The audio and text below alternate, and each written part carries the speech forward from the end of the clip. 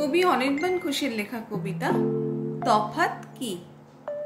বাবা বললেন, হতভাগা বদমাইশ, বিজ্ঞানে তুমি পেয়েছ মাত্র 22। তোমার বয়সে বিজ্ঞানে আমি গড়ে 80-90 পেতাম নিয়ম করে। কি করে এমন কম নম্বর পেলে? লজ্জায় মরি, তুমি কি আমার ছেলে?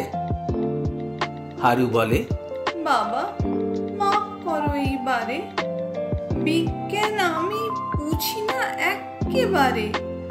প্রশ্ন এবার এসেছিল কাঠখোট্টা, লিখতে পারিনি ভেবে ভেবে এক ফোঁটা।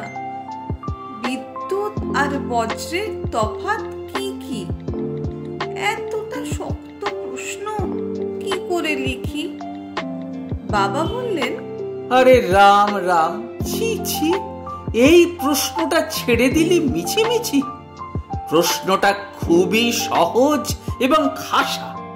সত্যি তোমার মাথায় গোবর ঠাসা। বিদ্যুৎ আর বজ্রের পার্থক্য লিখতে পারো না মাথা মোটা এঁড়ে পক্ক। বিদ্যুৎ বিলে টাকা যায় প্রতি মাসে, বজ্রপাতের জন্যে কি বিল আসে?